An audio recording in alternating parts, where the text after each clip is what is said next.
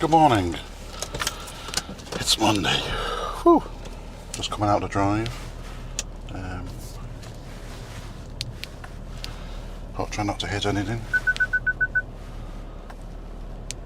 Funny if I did. I wouldn't actually.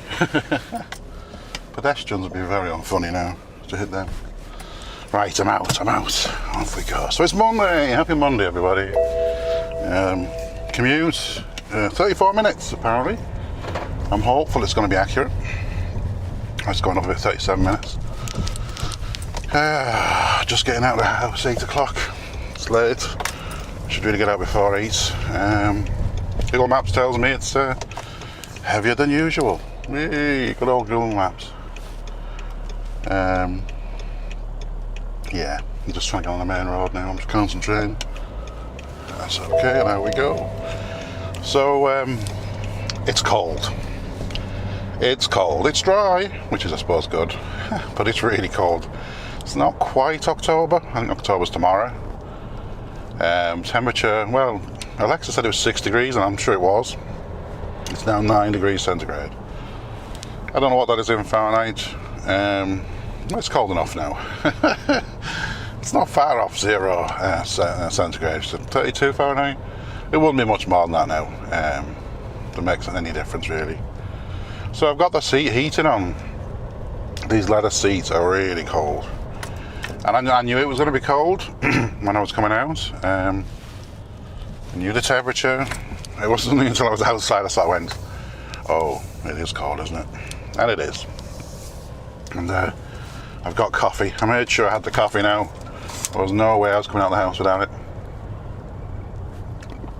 Just taking a sip. Not making it as strong as I normally do. And not that I don't need the caffeine, of course, but I found the flavour was a little bit harsh with too much coffee in it. Okay, just going to the bypass. So it wants me to go the M50 route today. I'm not going to argue with it, that's for sure. And we'll see what happens, I suppose. Pulling out the dual carriageway. Right, whew. We're on our way. I've got plus 4 minutes now. At the roundabout actually, and I don't know what that means. It means at the roundabout it's an extra 4 minutes. That's not even onto the M50. I suppose the what is it now, end of September. The kids are in school, people are in work, la la la la. Yeah. I think that's about the strength of it. So it's for the morning that's in it, been Monday morning. I'm gonna have a bit of a rant now, I think, about something that happened over the weekend. Oh man, my chauffeur-driven car, yes. Talk about royally been conned somewhat. So I've been quoted 170 odd euro each way. I mean, that's pretty. I think that's pretty good actually for Dublin to Belfast. And they rang me on the Friday, I think it was, and left me a message. I think they left me a couple of messages actually, and every message was, I just want you to know, driver's on his way, but he's going to be late. It's going to be late. He's meant to be there, I think, at 1:30 p.m. It's going to be late. I thought, well, that's okay. There's no hurry. Checking in the hotel after 3. Well, it'll be fine, you know. And the main reason I wasn't driving myself was because of the work I had to do, both on Saturday and on Sunday. And knowing chances are I will be called upon to do something when I'm driving, and it's a huge faff when that happens. You have to find somewhere to pull in, and etc., etc. So your man turned up, and it was weird. He wasn't getting out of the car straight away. And I'm thinking, what the hell's going on here? And he's on the phone, obviously to the company. Nice car actually, E-Class Mercedes, brand new, lovely. So he gets out of the car eventually, and he's still on the phone. He says, "I want to speak to you." The company. And I thought, oh, this is interesting. Well, maybe, they've already verified my identity.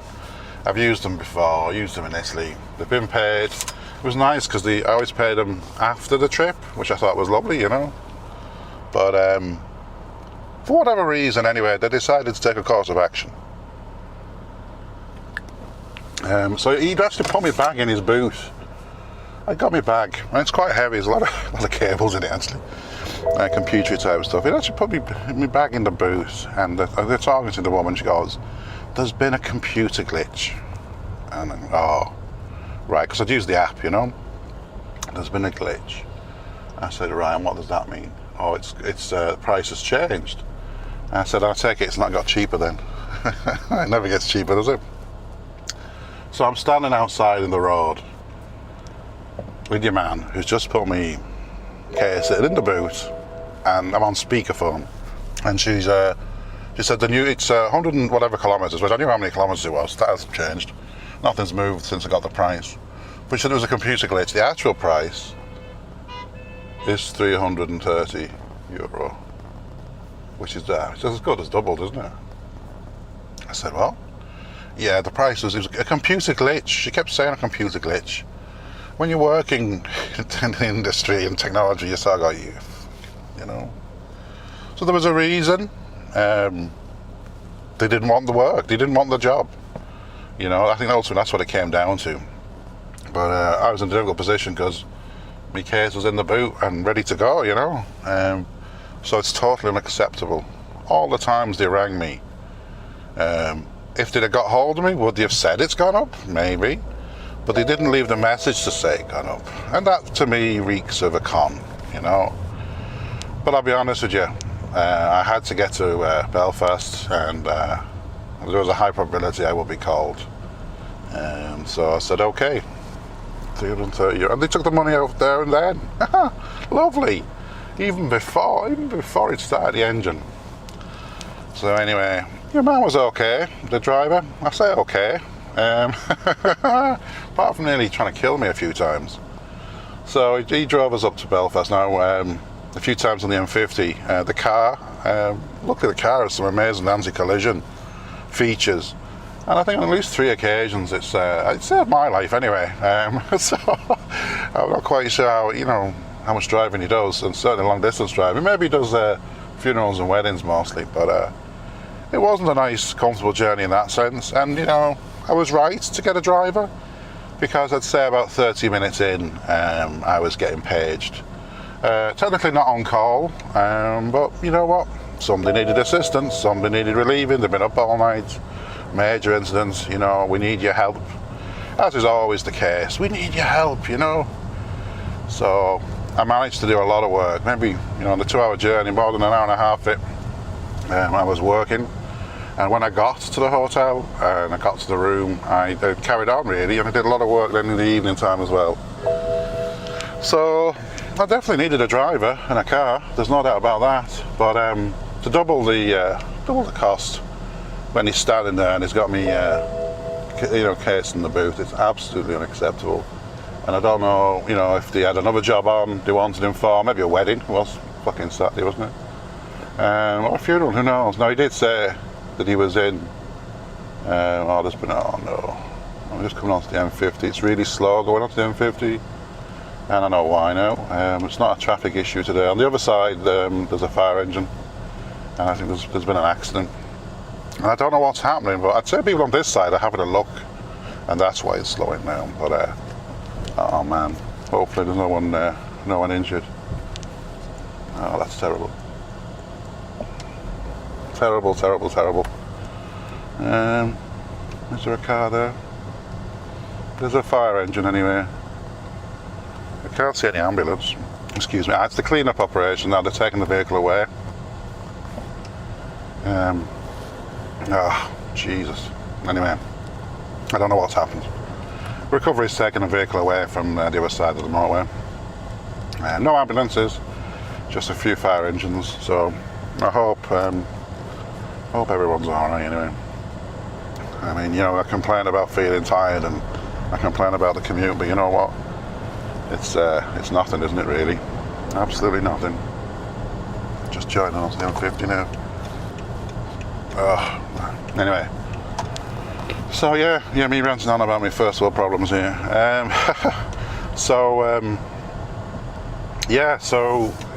They wanted to double the money. So I think they could have had 2 jobs on. I was talking to the driver now. He does a lot for Emirates, the airline. They have this service, if you're business class, you get a limo to the house. He does a lot of that sort of work. They must have some big account with them, you know, some more coffee.